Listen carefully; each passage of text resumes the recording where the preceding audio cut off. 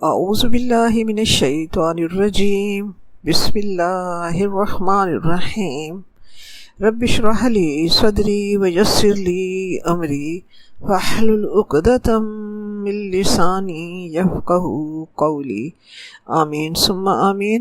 سورۃ الانعام آیت نمبر 7۔ وَلَوْ نَزَّلْنَا عَلَيْكَ كِتَابًا فِي قِرْطَاسٍ فَلَمَسُوهُ بِأَيْدِيهِمْ لَقَالَ الَّذِينَ كَفَرُوا إِنْ هَذَا إِلَّا سِحْرٌ مُبِينٌ۔ اگر ہم آپ پر کاغذ پر لکھی ہوئی ایک کتاب نازل کرتے تو اور وہ اسے چھو بھی لیتے، فَلَمَسُوهُ بِأَيْدِيهِمْ، اور وہ اسے چھو بھی لیتے، لَقَالَ الَّذِينَ كَفَرُوا، البتہ پھر بھی کافر یہ کہتے کہ یہ کھلم کھلا جادو ہے۔ یہ آیت ایک خاص واقعے میں نازل ہوئی ہے۔ عبداللہ بن امیہ نے آپ صلی اللہ علیہ وآلہ وسلم کے سامنے یہ مطالبہ پیش کیا کہ جب تک میں یہ واقعہ نہ دیکھ لوں کہ آپ صلی اللہ علیہ وسلم آسمان پر چڑھ جائیں اور وہاں سے ہمارے لیے ایک کتاب لے کر آئیں جس میں میرا نام لے کر یہ کہا ہوا ہو کہ میں آپ کی تصدیق کروں۔ اور یہ سب کچھ کہنے کے بعد اس نے یہ بھی کہہ دیا کہ اگر آپ یہ سب کچھ بھی کر دکھائیں تو میں تو جب بھی مسلمان ہوتا نظر نہیں آتا۔ رب کریم کی کرنی دیکھیں کہ یہی شخص مسلمان ہوا، اور ایسا مسلمان ہوا کہ ایک غزوے میں جہاد کرتا ہوا شہید ہوا۔ بحوالہ معارف القرآن جلد سوم صفحہ 286۔ ہم آپ سب جانتے ہیں کہ آپ صلی اللہ علیہ وآلہ وسلم پر وحی جبرائیل علیہ السلام لاتے اور وہ براہ راست آپ کے قلب مبارک پر نازل ہوتی اور اللہ تعالیٰ اسے اپنی رحمت کے ساتھ خود یاد کرا دیتا۔ آپ صلی اللہ علیہ وآلہ وسلم وہ وحی صحابہ کرام رضی اللہ تعالیٰ عنہم کو سناتے، وہ بھی اپنے سینوں میں محفوظ کر لیتے اور لکھ لیتے۔ اس طرح یہ قرآن پاک نازل ہوا۔ اس پر یہ مشرکین مکہ بھی، اہل کتاب بھی اور کفار بھی اعتراض کرتے تھے کہ ہم اس وحی کو نہیں مانتے جب تک کہ آپ، جیسا کہ موسیٰ علیہ السلام پر تورات لکھی ہوئی تختیوں کی صورت میں نازل ہوئی ہے، اسی طرح آپ ایسی لکھی ہوئی کتاب جو اللہ تعالیٰ کی طرف سے لکھی ہوئی آئے اور آپ کے ہاتھ میں ہو اور ہم اسے ہاتھ سے چھو کر دیکھ لیں، پھر ہم مانیں گے کہ آپ پر یہ کتاب نازل ہوئی ہے۔ اللہ تبارک و تعالیٰ نے ان کے اس اعتراض کا جواب دیا ہے کہ اے نبی صلی اللہ علیہ وآلہ وسلم، آپ ان کے اعتراضات اور طرح طرح کے مطالبات سے دل آزردہ نہ ہوں۔ یہ ان کی عادت ہے، یہ ان کا شیوہ ہے، یہ ان کی پرانی عادت ہے۔ اگر ہم جس طرح ان کے مطالبے کے مطابق ان پر لکھی ہوئی کتاب ان کے سامنے فرشتے آسمان سے لے کر اترتے اور ان کے سامنے آپ کے ہاتھ میں دیتے اور اس کتاب کو یہ چھو کر بھی دیکھ لیتے، تب بھی یہ ایمان لانے والے نہیں تھے، تب بھی یہ کہتے لَقَالَ الَّذِينَ كَفَرُوا إِنْ هَذَا إِلَّا سِحْرٌ مُبِينٌ۔ تو انکار کرنے والوں کا پھر بھی یہی شیوہ ہوتا کہ وہ یہ کہتے کہ یہ تو ایک کھلم کھلا جادو ہے۔ اصل میں قوم کے ایسے بے جا مطالبات سے نبی پاک صلی اللہ علیہ وآلہ وسلم، جو ماں باپ سے بھی بڑھ کر قوم کے حق میں شفیق تھے، ان کے قلب مبارک پر بہت اثر ہوتا تھا۔ آپ صلی اللہ علیہ وسلم سوچتے کہ شاید میں صحیح طور پر پیغام حق کو پہنچا نہیں رہا، شاید میرے بتانے میں کوئی کمی ہو رہی ہے، اس لیے یہ لوگ مان نہیں رہے کہ اتنا روشن، سچا اور دین حق اور صراط مستقیم پر چلنے والا راستہ ان کو نظر کیوں نہیں آتا، یہ قبول کیوں نہیں کرتے، یہ اس سے انکاری کیوں ہیں۔ تو اللہ تبارک و تعالیٰ نے اپنے پیارے حبیب حضرت محمد صلی اللہ علیہ وآلہ وسلم کو تسلی دی کہ آپ صلی اللہ علیہ وسلم کے پیغام حق پہنچانے میں یا حق بات بتانے میں کوئی کمی نہیں ہے۔ دراصل یہ ماننا ہی نہیں چاہتے۔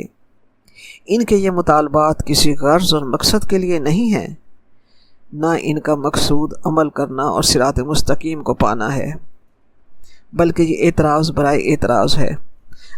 اگر ہم ان کے مطالبے کے مطابق آسمان سے بڑے کاغذ پر لکھی ہوئی کتاب اتاریں، اور صرف یہی نہیں کہ اتاریں بلکہ وہ اپنی آنکھوں سے اسے اترتا ہوا بھی دیکھ لیں اور اس کتاب کو ہاتھوں سے چھو کر بھی دیکھ لیں، تب بھی وہ کہیں گے إِنْ هَذَا إِلَّا سِحْرٌ مُبِينٌ۔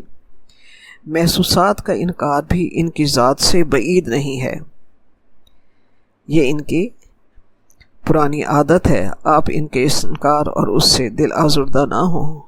آپ حق کا پیغام پوری دل جمعی اور استقامت کے ساتھ پہنچاتے رہیں۔ اللہ تبارک و تعالیٰ نے جس کو ہدایت دینی ہوگی اللہ تعالیٰ ضرور دے گا۔ آیت نمبر 8 ہے وَقَالُوا لَوْلَا أُنزِلَ عَلَيْهِ مَلَكٌ وَلَوْ أَنزَلْنَا مَلَكًا لَقُضِيَ الْأَمْرُ ثُمَّ لَا يُنظَرُونَ۔ اور وہ کہتے ہیں کہ ان پیغمبر پر فرشتہ کیوں نازل نہ ہوا جو ان کی تصدیق کرتا، اور اگر ہم فرشتہ نازل کرتے تو کام ہی تمام کر دیا جاتا، پھر انہیں مطلق مہلت نہ دی جاتی۔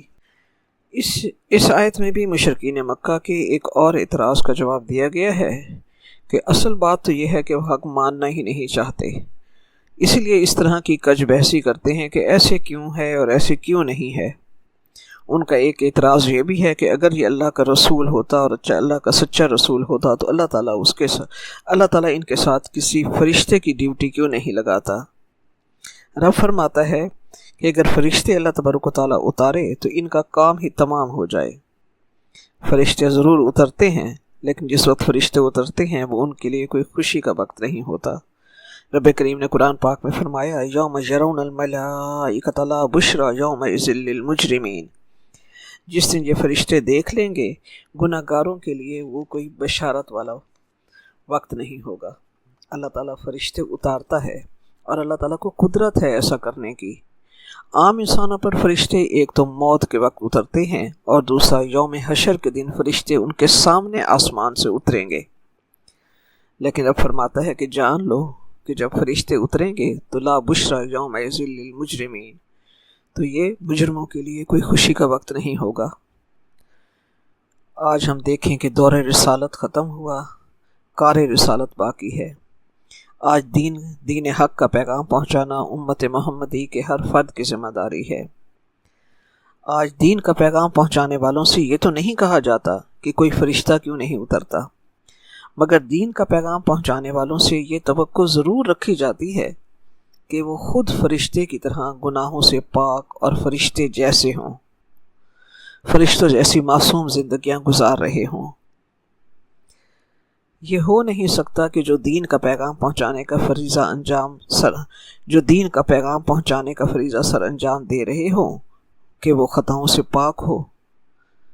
عام انسانوں کی طرح ان سے بھی غلطیاں ہو سکتی ہیں۔ اگر کوئی انسان یہ سوچے کہ پہلے میں ساری خطاؤں اور سارے گناہوں سے پاک ہو جاؤں تو تب میں دین کا کام کروں گا، تو پھر وہ ساری زندگی دین کا پیغام پہنچانے کا کام نہیں کر سکتا، کیونکہ معصوم تو اللہ تبارک تعالیٰ کے نبی اور رسول ہی معصوم ہوتے ہیں۔ تو آج وہ اعتراض جو ہے وہ اس صورت میں دین کا پیغام پہنچانے والوں پر ہوتا ہے۔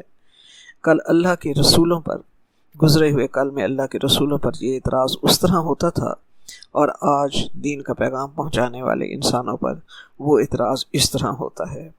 آیت نمبر 9 ہے وَلَوْ جَعَلْنَاهُ مَلَكًا لَجَعَلْنَاهُ رَجُلًا وَلَلَبَسْنَا عَلَيْهِمْ مَا يَلْبِسُونَ۔ اگر ہم کسی فرشتے کو بھیجتے تو اسے مرد کی صورت ہی میں بھیجتے، اور جو شبہ وہ اب کرتے ہیں اسی شبے میں انہیں پھر ڈال دیتے۔ وہی سلسلہ کلام چل رہا ہے کہ اگر اللہ تبارک و تعالیٰ ان کی فرمائش پر بالفرض رسول کے ساتھ فرشتہ بھی اتارتا یا خود فرشتے ہی رسول بنا کر اللہ تعالیٰ انسانوں میں بھیجتے تو اسے انسانی شکل ہی میں بھیجتے۔ یعنی ایسی بات نہیں ہے کہ اللہ تبارک و تعالیٰ فرشتے نازل نہیں فرما سکتا۔ کمزوری یا مجبوری اللہ تبارک و تعالیٰ کے ساتھ نہیں ہے، کمزوری یا مجبوری انسانوں کے لیے ہے۔ اگر اللہ تبارک و تعالیٰ فرشتہ اصل صورت میں اتارتا تو یہ اسے دیکھ ہی نہ سکتے، یہ اس نور محض کی تاب ہی نہ لا سکتے۔ انسانوں کی بصارت اور قوت برداشت محدود ہے، اور اللہ جس نے پیدا کیا ہے، جو ان کا خالق ہے، وہ جانتا ہے کہ یہ برداشت نہ کر سکتے۔ تو اس صورت میں اگر اللہ تبارک و تعالیٰ کسی فرشتے کو رسول بنا کر بھیجتا تو تب بھی اللہ تبارک و تعالیٰ فرشتے کو انسانی شکل ہی میں بھیجتا۔ تو انسانی شکل میں فرشتے کو بھیجنے پر بھی اللہ تبارک و تعالیٰ قادر ہے، اور وہ علیم و خبیر ہے۔ وہ جانتا ہے کہ اگر ایسا ہوتا تو تب بھی یہ لوگ اسی شک میں ہی پڑے رہتے کہ پتہ نہیں یہ فرشتہ ہے یا نہیں، جیسے اب یہ شک کر رہے ہیں کہ یہ اللہ کا رسول ہے بھی یا نہیں۔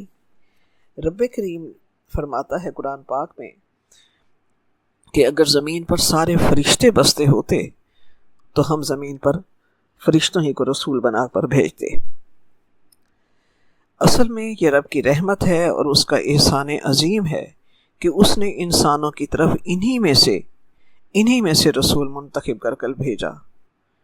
یہ اللہ تعالیٰ کا بہت بڑا احسان ہے۔ ایک اپنائیت ہوتی ہے، اپنے بندے کی بات سننے میں آسانی ہوتی ہے، سمجھنے میں آسانی ہوتی ہے، اس پر عمل کرنے میں آسانی ہوتی ہے۔ تو اللہ تعالیٰ کا وہ احسان عظیم جو اللہ تعالیٰ نے انسانوں ہی میں سے رسول بنا کر بھیجا، اس کی وہ قدر نہیں کرتے اور طرح طرح کے اعتراضات سے اپنی عاقبت خراب کر رہے ہیں۔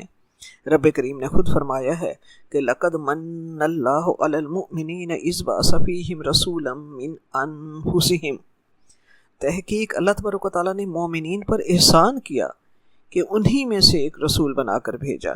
یہ اللہ تعالیٰ کا یقیناً بہت بڑا احسان ہے۔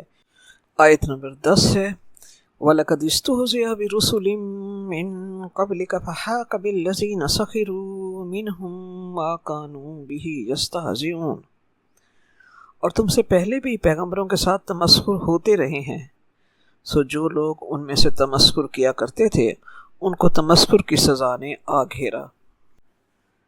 اللہ تبارک و تعالیٰ اپنے پیارے حبیب حضرت محمد صلی اللہ علیہ وآلہ وسلم کو اس آیت کے ذریعے تسلی دے رہا ہے کہ آپ ان کے اعتراضات، کج بحثیوں اور انکار محض سے ہرگز دل گرفتہ نہ ہوں۔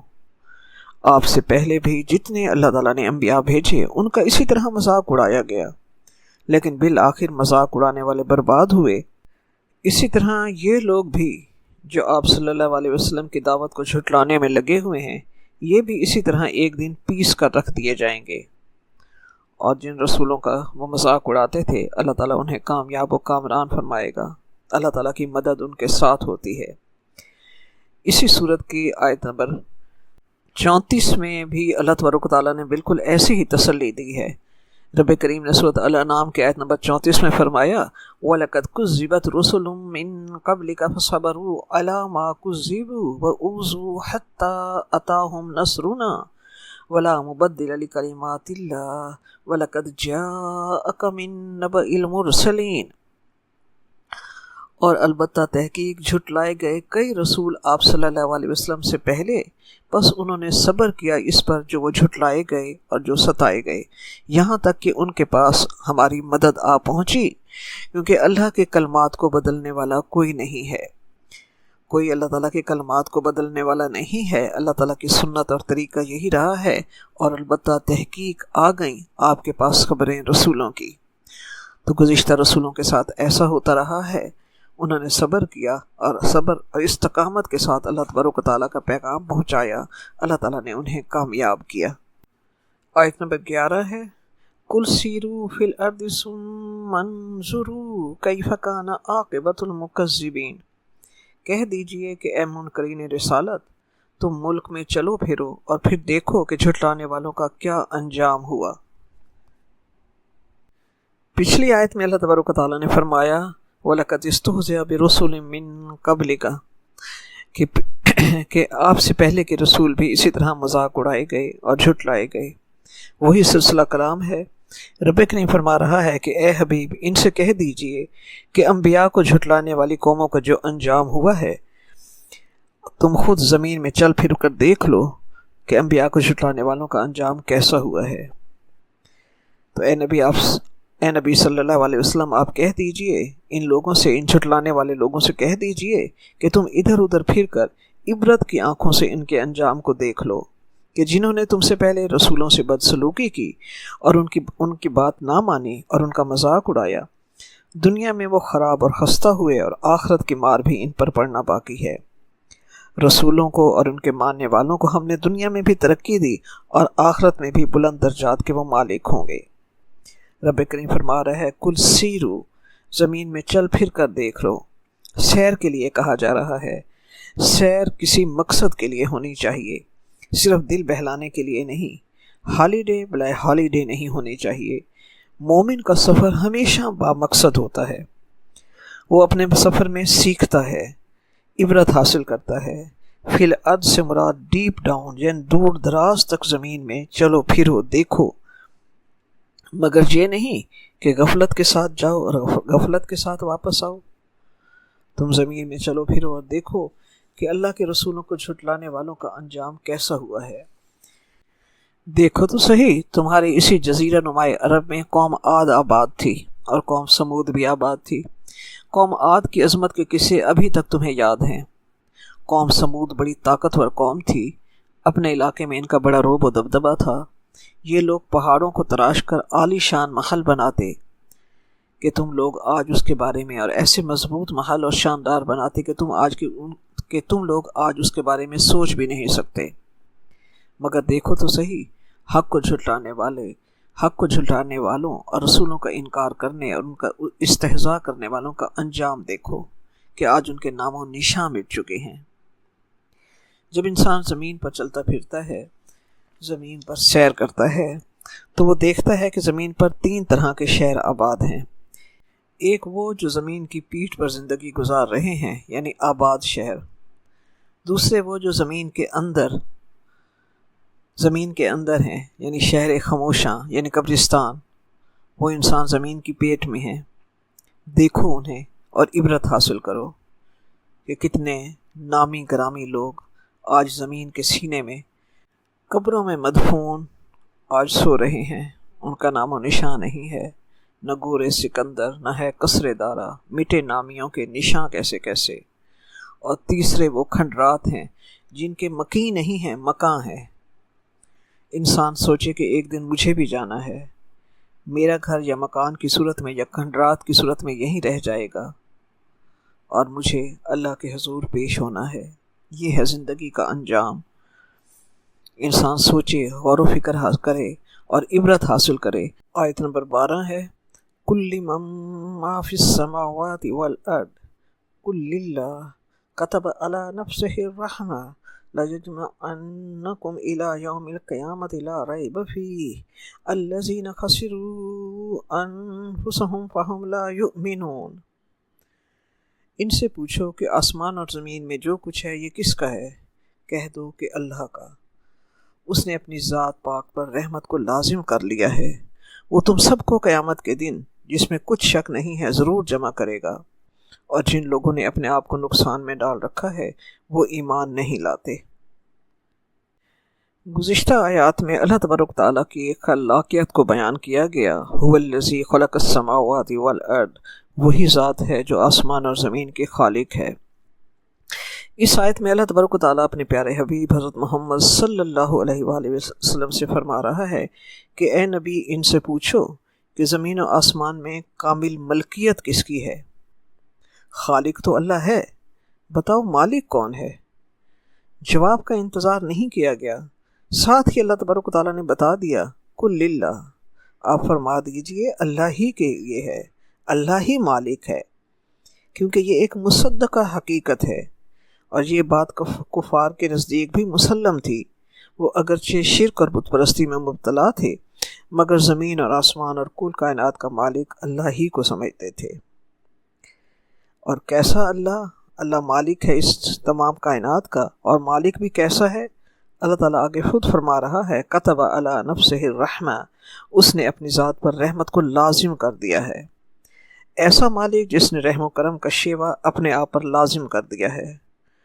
صحیح مسلم میں حدیث مبارکہ ہے کہ حضرت ابو ہریرہ رضی اللہ عنہ سے روایت ہے کہ رسول پاک صلی اللہ علیہ وآلہ وسلم نے فرمایا کہ اللہ تبارک و تعالیٰ نے تمام مخلوقات کو پیدا فرمایا تو ایک نوشتہ اپنے ذمے وعدہ کا تحریر فرمایا جو اللہ تبارک و تعالیٰ ہی کے پاس ہے، جس کا مضمون یہ ہے ان رحمتی تغلب علی غضبی، میری رحمت میرے غضب پر غالب رہے گی۔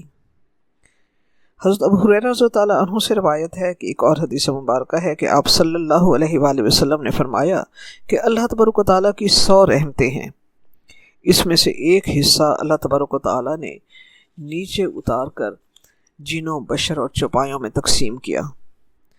اس ایک حصہ رحمت جو زمین کی تمام مخلوق میں تقسیم کی گئی ہے، سوچیں کہ کس قدر رحمت ہمیں ہر ایک میں محبت نظر آتی ہے۔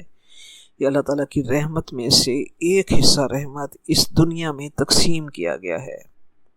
اس ایک حصہ رحمت کی وجہ سے انسان سے محبت رکھتا ہے، کیڑے مکوڑوں تک سے محبت رکھتا ہے، وحشی جانور بھی اس رحمت کی وجہ سے پیار کرتے ہیں، ورنہ وہ اپنے بچوں کو کھا جاتے۔ 99% حصہ اللہ تبارک و تعالیٰ نے اپنے لیے رکھ چھوڑا ہے، جن سے وہ قیامت کے دن اپنے بندوں کو نوازے گا۔ اللہ اکبر۔ کائنات میں ہم اس کی رحمت کا ظہور دیکھتے ہیں۔ اس کی رحمت کی بنیاد پر کائنات کا سارا نظام چل رہا ہے۔ اس نے کائنات کا سارا نظام انسان ہی کے لیے چلا رکھا ہے۔ یہ اس کی رحمت ہے کہ ہم عام طور پر صحت مند رہتے ہیں۔ یہ اس کی رحمت ہے کہ ہم صحیح طریقے سے کھاتے پیتے ہیں، ہم سانس لے رہے ہیں، ہمارے قدموں تلے زمین سٹیبل ہے۔ یہ اس کی رحمت ہے کہ سورج ہمارے لیے نکلتا ہے، ہوا ہمارے لیے چلتی ہے۔ یہ سب اس کی رحمت ہے۔ اللہ کا غصہ تو کبھی چند لمحوں کے لیے نمودار ہوتا ہے، کبھی آفت کی صورت میں، کبھی کسی بیماری کی صورت میں، کبھی طوفان اور زلزلے کی صورت میں، ورنہ دنیا میں اس کی رحمت جو ہے اس کے غضب پر حاوی ہے۔ اسی آیت میں رب کریم آگے فرماتا ہے کہ لَيَجْمَعَنَّكُمْ إِلَى يَوْمِ الْقِيَامَةِ لَا رَيْبَ فِيهِ، کہ رب کریم اپنے پاک نفس کی قسم کھا کر فرماتا ہے کہ وہ اپنے بندوں کو قیامت کے دن ضرور جمع کرے گا۔ وہ دن یقیناً آنے والا ہے۔ شکی لوگ شک کرتے رہیں مگر وہ ساتھ اٹل ہے۔ سوچئے قیامت کا آنا بھی تو دراصل اللہ تعالیٰ کی صفات رحمت کا اظہار ہے کہ جنہوں نے نیکیاں کی انہیں ان کا پورا اجر دیا جائے گا، جنہوں نے زندگی کی ہر ساتھ اسی کامل یقین کے ساتھ گزاری کہ انہیں اللہ کے آگے یوم حشر کو کھڑا ہو کر اپنے آپ پر عمل کا حساب دینا ہے، انہیں اعمال نامہ ملنا ہے، جنہوں نے ہر لمحے یہ گمان رکھا انی ظننت انی ملاق حسابیہ، میں نے زندگی کے ہر لمحے میں یہ گمان رکھا کہ مجھے میرا حساب یا اعمال نامہ دیا جائے گا۔ تو جن لوگوں نے اللہ پر ایمان نہ رکھا اور اس دن کو جھٹلایا تو وہ سب دیکھ لیں گے۔ تو اللہ تعالیٰ کا انصاف جو ہے وہ بھی اللہ تعالیٰ کی رحمت ہے، اور جنہوں نے اپنی جانوں سے دشمنی کی اور اپنا نقصان کرتے رہے وہ لوگ الذین خسروا انفسهم فهم لا یؤمنون، جو لوگ ایمان نہیں لائے انہوں نے اپنی جانوں کو خسارے میں ڈالا۔ تو قیامت کا دن بھی اس کی رحمت کا ظہور ہوگا۔ ہم سورۃ الفاتح میں دیکھتے ہیں کہ الحمدللہ رب العالمین الرحمن الرحیم مالک یوم الدین۔ تیسری آیت میں اللہ تعالیٰ فرماتا ہے کہ اس سورۃ فاتح کی تیسری آیت میں اللہ تعالیٰ فرماتا ہے کہ وہ بدلے کے دن کا مالک ہے۔ لیکن سوچئے اس آیت سے اوپر والی آیت میں اللہ تعالیٰ پہلے اپنے رحمان اور رحیم ہونے کا ذکر کرتا ہے۔ تو دنیا میں بھی ہر لمحہ اس کی رحمت کا ظہور ہے، اور آخرت میں بھی اس کی رحمت ہی کا ظہور ہوگا۔ حضرت عمر بن عاص رضی اللہ تعالیٰ عنہ سے روایت ہے کہ آپ صلی اللہ علیہ وآلہ وسلم نے فرمایا، رحم کرنے والوں پر اللہ تبارک و تعالیٰ کا رحم ہوگا۔ تم لوگ اہل زمین پر رحم کرو، تم پر وہ رحم کرے گا جو آسمانوں میں ہے۔ سنن ابو داؤد اور سنن ترمذی میں یہ حدیث ہے۔ اس میں ایک اور روایت ہے کہ رحمت اس سے چھین لی جاتی ہے جو شکی القلب ہے۔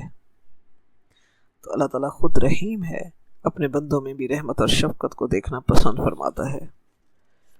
آپ صلی اللہ علیہ وآلہ وسلم سے سوال کیا گیا، آپ صلی اللہ علیہ وآلہ وسلم سے صحابہ کرام رضی اللہ عنہم نے پوچھا، یا رسول اللہ قیامت کا دن پانی ہوگا؟ آپ صلی اللہ علیہ وسلم نے فرمایا، اللہ کی قسم جس کے قبضے میں میری جان ہے اس دن پانی ہوگا۔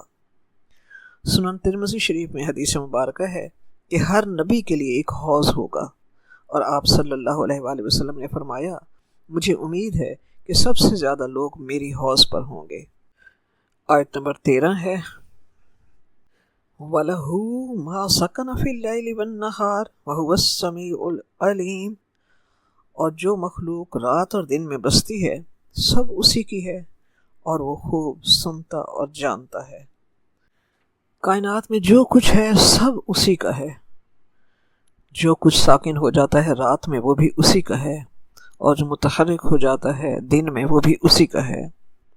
کل مخلوق اللہ تعالیٰ کی پیدا کرتا ہے، وہ سب اسی کے ماتحت ہے، سب کا مالک وہی ہے۔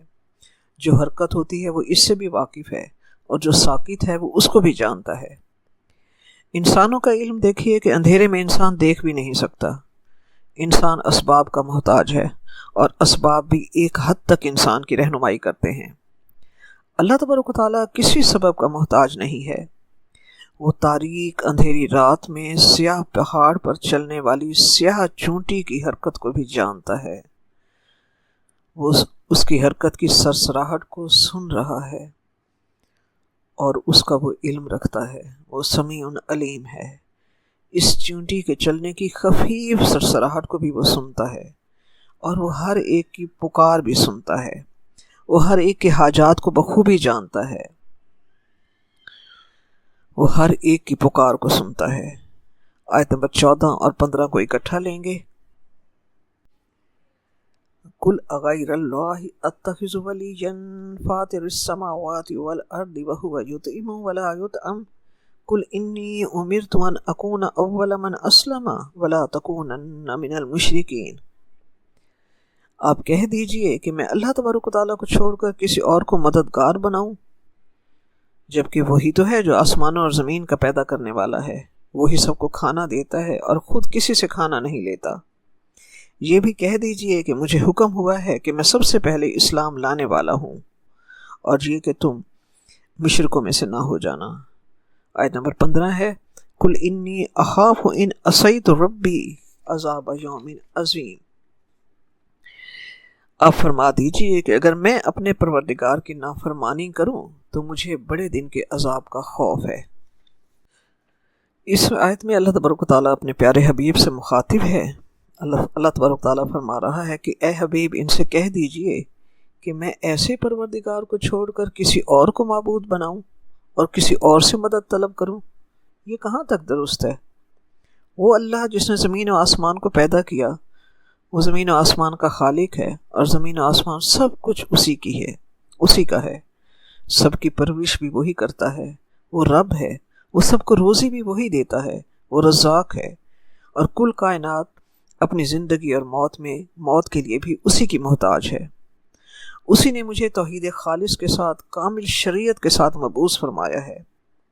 اے نبی صلی اللہ علیہ وآلہ وسلم، آپ ان سے کہہ دیجئے کہ میں اس فاطر السماوات والارض، اس رب، اس رزاق، اس خالق، اس مالک کو چھوڑ کر کسی اور کو معبود کیسے بنا سکتا ہوں؟ وہ ساری مخلوق کو کھلاتا ہے، خود کھانے کی احتیاج سے بالا تر ہے۔ عقل انسانی خود فیصلہ کر سکتی ہے کہ وہ جو خود کھانا کھانے کا محتاج ہو وہ الہ کیسے ہو سکتا ہے؟ مشرکین مکہ اپنے بتوں کے آگے انواع و اقسام کے کھانے نذرانے کے طور پر اپنے بتوں کے آگے رکھتے تھے کہ ہمارے دیوتا کھانوں کی خوشبو سے خوش ہوتے ہیں۔ اب دیکھیے کہ مشرکوں نے جن کو خدا بنا رکھا ہے وہ ان بندوں کو رزق دینے کی بجائے الٹا ان سے رزق لینے کے محتاج ہیں۔ فرعون خدائی کے ٹھاٹ واٹ جما ہی نہیں سکتا جب تک اس کے بندے اسے ٹیکس اور نذرانے نہ دیں۔ نہ کسی صاحب قبر کی شان معبودیت قائم رہ سکتی ہے جب تک اس کے پرستار اور عقیدت مند اس کا مقبرہ تعمیر نہ کر لیں، اور کسی دیوتا کا دربار خداوندی اس وقت تک سج نہیں سکتا جب تک اس کے پجاری اس کا مجسمہ بنا کر عالی شان مندر میں نہ رکھیں۔ گویا یہ تمام مصنوعی الہ بندوں کے محتاج ہوتے ہیں، مگر وہ ذات وحدہ لا شریک وہ ذات ہے جس کی خدائی اپنے بلبوتے پر قائم ہے۔ اسے کسی کی ضرورت نہیں ہے، سب کو اس کی ضرورت ہے، اور یہی اس کے حقیقی الہ ہونے کا سب سے بڑا ثبوت ہے۔ لہٰذا اسی کے سامنے سر تسلیم خم کرنا چاہیے۔ واقعہ ہے کہ قبا کے رہنے والوں میں سے ایک انصاری نے آپ صلی اللہ علیہ وآلہ وسلم کی دعوت کی۔ حضرت ابو ہریرہ رضی اللہ عنہ فرماتے ہیں کہ ہم بھی آپ صلی اللہ علیہ وسلم کے ساتھ گئے۔ جب آپ صلی اللہ علیہ وآلہ وسلم نے کھانا تناول فرمایا اور ہاتھ دھو چکے تو آپ صلی اللہ علیہ وآلہ وسلم نے فرمایا، اللہ کا شکر ہے جو سب کو کھلاتا ہے اور خود نہیں کھاتا۔ اس کے بڑے احسان ہیں ہم پر، اس نے ہمیں ہدایت دی، کھانے پینے کو دیا، تمام بھلائیاں عطا فرمائیں۔ اللہ کا شکر ہے جسے ہم پورا کر ہی نہیں سکتے، نہ اسے چھوڑ سکتے ہیں، اور ہم اس کی ناشکری نہیں کرتے، نہ اس سے کسی وقت بے نیاز ہو سکتے ہیں۔ الحمدللہ، اللہ نے ہمیں کھانا کھلایا، پانی پلایا، کپڑے پہنائے، گمراہی سے نکال کر راہ ہدایت دکھائی، اندھے پن سے ہٹا کر آنکھیں عطا فرمائیں، اور ہمیں اپنی بہت سی مخلوق پر فضیلت عطا فرمائی۔ اللہ ہی کے لیے ہیں سب تعریفیں، اور وہ تمام جہان کا پالنے والا ہے۔ اسی آیت میں آگے اللہ تبارک و تعالیٰ فرماتا ہے، قُلْ إِنِّي أُمِرْتُ أَنْ أَكُونَ أَوَّلَ مَنْ أَسْلَمَ وَلَا تَكُونَنَّ مِنَ الْمُشْرِكِينَ۔ اے حبیب صلی اللہ علیہ وسلم، آپ کہہ دیجئے کہ اللہ تبارک و تعالیٰ کی طرف سے مجھے حکم ملا ہے کہ میں اس تمام صفات کے مالک، اس خدائے برحق کا سب سے پہلے فرما بردار بنوں، اور سب سے پہلے میں اللہ کے احکام ماننے والا بنوں، اور مشرکوں میں سے نہ ہوں۔ آیت کے اس حصے سے ہمیں سبق ملتا ہے کہ ہر نیکی کے کام میں انسان کو سب سے پہلے سبقت لے جانے والا بننا چاہیے۔ یہ دیکھو کہ اللہ کا حکم ہے تو سب سے پہلے اطاعت گزار بن جاؤ، سب سے پہلے اللہ کا حکم ماننے والے بن جاؤ۔ اصل اطاعت گزار اور فرما بردار وہی ہوتا ہے جو سب سے آگے ہوتا ہے، سمینا و اطوانا کی مثال ہوتا ہے۔ وہ یہ نہیں دیکھتا کہ کوئی اور کر رہا ہے یا نہیں، دوسرے کریں یا نہ کریں، لیکن وہ اللہ کے ہر حکم پر سب سے آگے سبقت لے جانے، ہر حکم پر عمل کرنے والوں میں سب سے آگے سبقت لے جانے والا ہوتا ہے۔ یہ اللہ کے پسندیدہ بندے ہیں۔ آیت نمبر 15 اور 16 کو اکٹھا لیں گے۔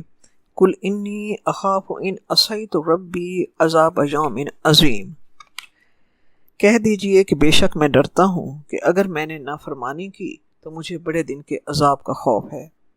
مَن يُصْرَفْ عَنْهُ يَوْمَئِذٍ فَقَدْ رَحِمَهُ وَذَلِكَ الْفَوْزُ الْمُبِينُ۔ اور جس شخص سے اس دن عذاب ٹال دیا گیا، اس پر اللہ تعالیٰ نے بڑی مہربانی فرمائی، یہ کھلی کامیابی ہے۔ اللہ تعالیٰ فرما رہا ہے کہ اے حبیب، آپ کہہ دیجئے کہ مجھے اپنے رب کی نافرمانی کرنے سے مجھے روز عظیم کے عذاب کا خوف ہے، اور وہ قیامت کا یوم عظیم ایسا ہوگا کہ اس روز جس شخص سے عذاب ہٹا لیا گیا تو گویا اللہ تعالیٰ نے اس پر بڑا رحم کیا، اور یہی کھلی کامیابی ہے۔ یہاں اللہ تبارک و تعالیٰ کے حکم کی خلاف ورزی کرنے کے عذاب کے خوف کو خاص انداز میں بیان کیا گیا ہے۔ آپ سے فرمایا گیا ہے کہ آپ انہیں بتا دیں کہ اگر بالفرض میں اپنے رب کے حکم کی مخالفت کروں تو مجھے بھی قیامت کے عذاب کا خوف ہے۔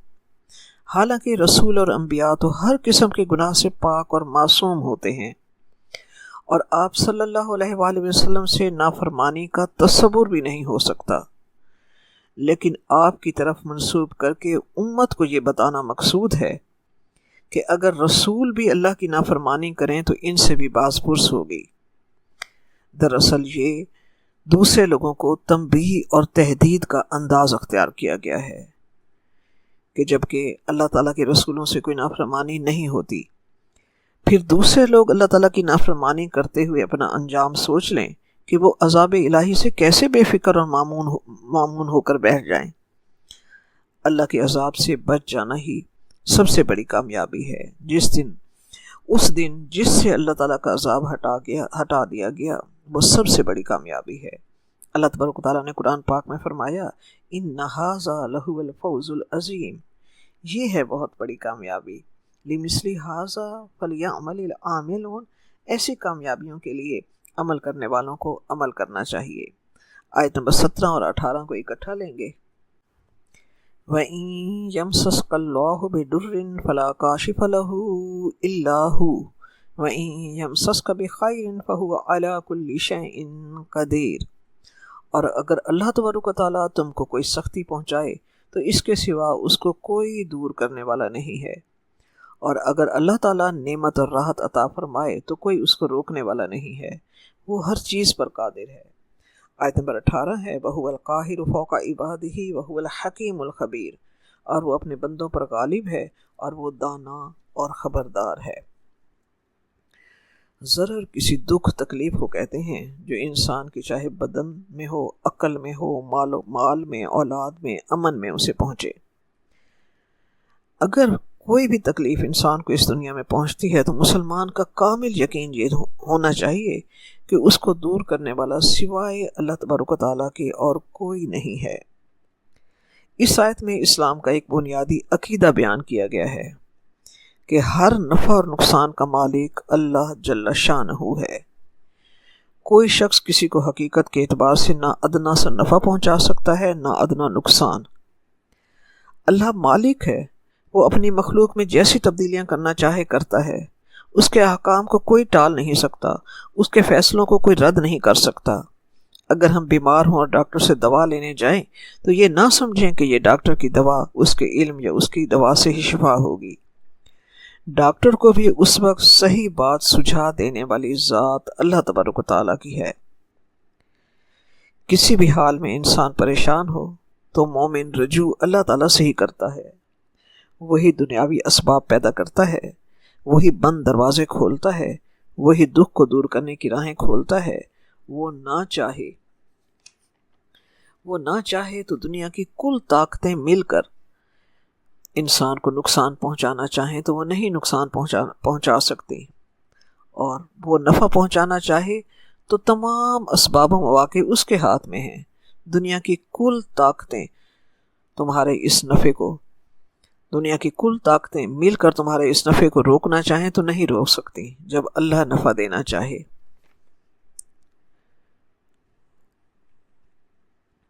کسی بھی دشمن کا وار، کسی بھی ظالم کا ظلم اس کا وار کاری ہو ہی نہیں سکتا جب میرا اللہ مجھے بچانا چاہے۔ یہ عقیدہ اسلام کی ان بنیادی انقلابی عقائد میں سے ہے جس نے مسلمانوں کو ساری مخلوق اور دنیاوی طاقتوں سے بے نیاز کر کے صرف ایک خدا واحد کے آگے سر جھکانا سکھا دیا۔ اس سے صحابہ کرام اور قرون اولیٰ کے مسلمانوں کی ایک ایسی جماعت تیار ہوئی جو کسی غیر اللہ کے آگے سر جھکانا نہ جانتی تھی۔ وہ فقر و فاقہ اور تنگ دستی میں بھی اس یقین کامل کی وجہ سے سارے جہاں پر بھاری رہے۔ یہی بات اللہ تبارک و تعالیٰ سورۃ فاطر میں فرماتا ہے، ما یفتح اللہ للناس من رحمت فلا ممسک لها وما یمسک فلا مرسل له من بعدہ۔ اللہ تعالیٰ جو رحمت لوگوں کے لیے کھول دیتا ہے اس کو کوئی روکنے والا نہیں، اور جس کو وہ روک دے اس کو کوئی کھولنے والا نہیں ہے۔ آپ صلی اللہ علیہ وسلم کی مسنون دعاؤں میں ہے کہ اللہم لا مانع لما آتیت ولا موتی لما منعت ولا ينفع ذا الجد منک الجد۔ اے اللہ تبارک و تعالیٰ، جو آپ عطا کر دیں تو اس کو کوئی روکنے والا نہیں ہے، اور جو آپ نے روک دیا اس کو کوئی دینے والا نہیں ہے، اور کسی کوشش کرنے والی کی کوشش آپ کے مقابلے میں نفع نہیں دے سکتی۔